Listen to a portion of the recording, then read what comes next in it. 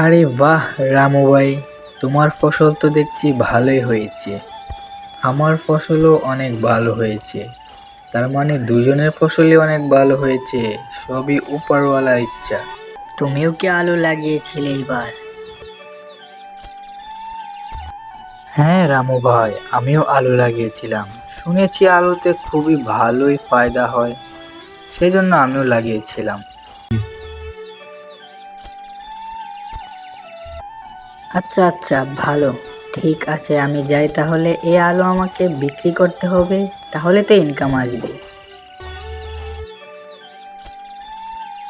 আমার সাথে চলো, আমিও ওই দিকেই যাব। আরে না না, তুমি যাও, আমার বাড়ি যেতে হবে।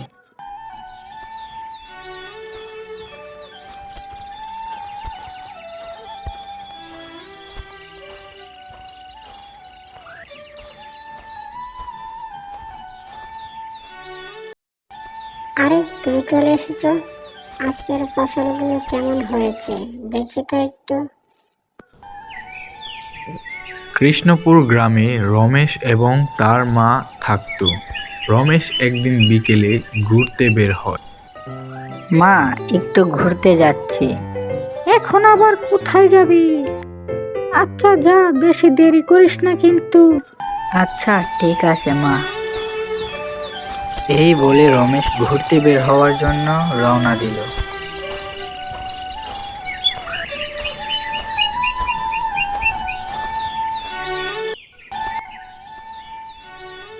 যাই, রঘুদের বাড়ির দিকে যাই। অনেক দিন হলো রঘুদের বাড়ির দিকে যাওয়া হয় না। যদি রঘুকে পাই তাহলে দুইজনে মিলেই হাঁটবো।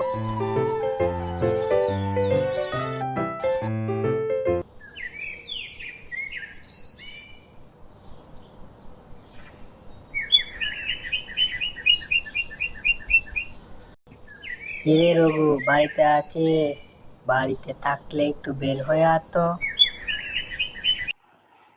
কে রে? আরে রমেশ যে। তা হঠাৎ কি মনে করে এলে? কোথাও যাচ্ছিস নাকি? এই তো একটু ঘুরতে বের হলাম, ভাবলাম তুই যদি যাস তাহলে দুজনেই যাব। আচ্ছা সেটা তো বুঝলাম, কিন্তু কোথায় যাবি? আরে ওই যে আমাদের পাশের গ্রামের একটা বিশাল বড় বাংলো আছে না, ওটাতেই ঘুরতে যাব। কি বলিস? চল তাহলে দুজনে একসাথেই যাই।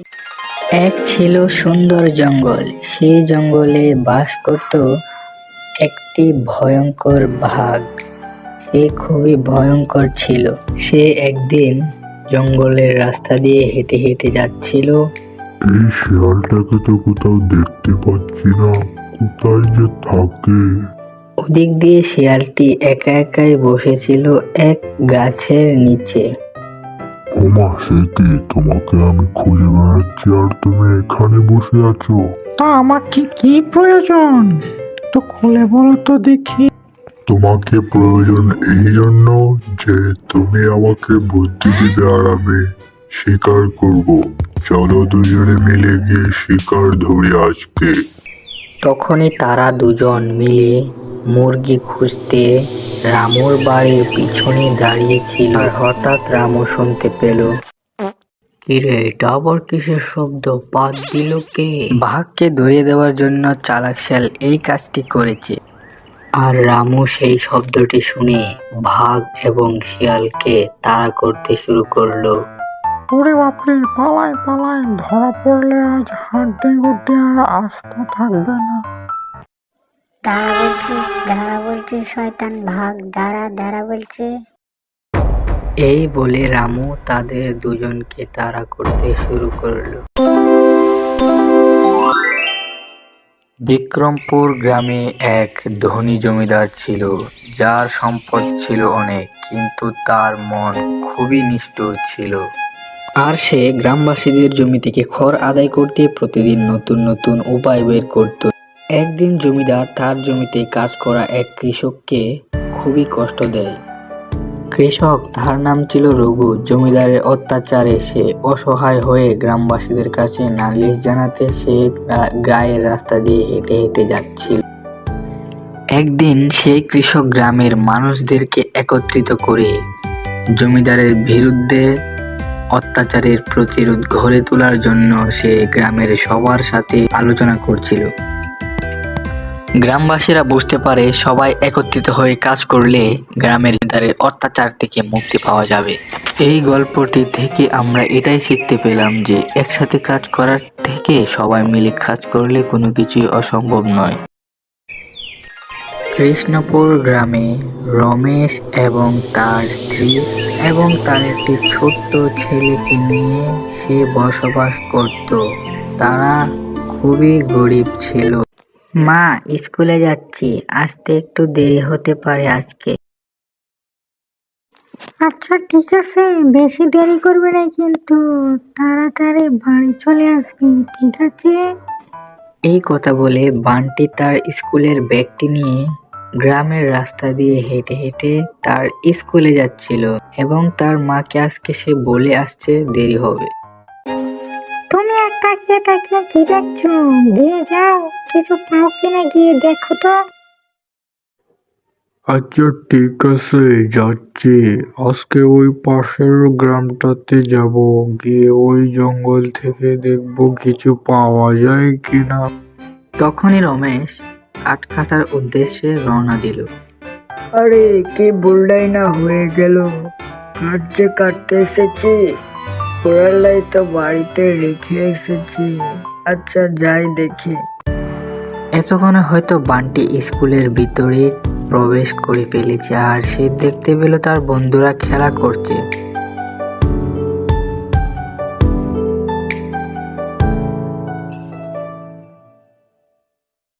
কি যে হচ্ছে, এখনো পর্যন্ত কিছু একটা পেলাম না। কোরালটা বাড়িতে রেখে এসে কি বুলডাই না করে ফেলেছি। এই এই কি পেছনে কে? কিছু একটা তো আছে পেছনে। সে পেছন ফিরে দেখতে পেল তার সামনে এক বিশাল বাঘ। সে আর কি করবে, ভয় তো আর পাওয়া যাবে না, সেই জন্য সে বাঘের সাথে কথা বলতে শুরু করলো। অনেকদিন হলো মানুষের মাংস খাই না, তোকে পেয়ে তো আজ অনেক আনন্দ করে খাবো। না না বাঘ ভাই, আমাকে খেও না, আমার একটা ছোট ছেলে আছে আর গিন্নি আছে, ওদের কি হবে? এত কিছু শুনতে চাই না, তোকে পেয়েছি, তোকেই খাবো। এই কথা শুনে রমেশ প্রচন্ড জোরে দৌড়তে শুরু করে।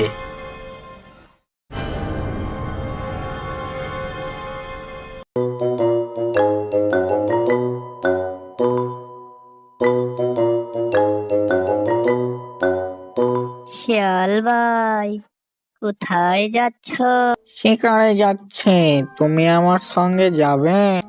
কোন জঙ্গলে যাবে তুমি আজকে? এই তো সামনের উত্তর পাড়ার জঙ্গলের দিকে যাব।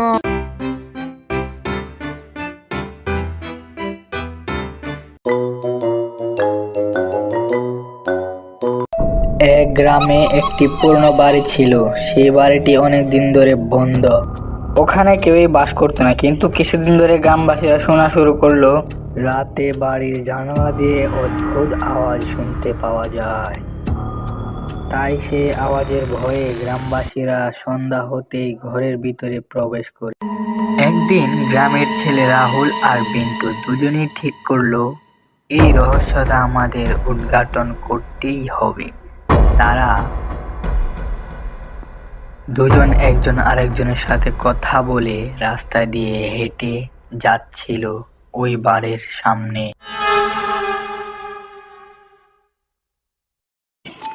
এই তো চলে এসেছি। কিরে, কাউকে তো দেখতে পাচ্ছি না।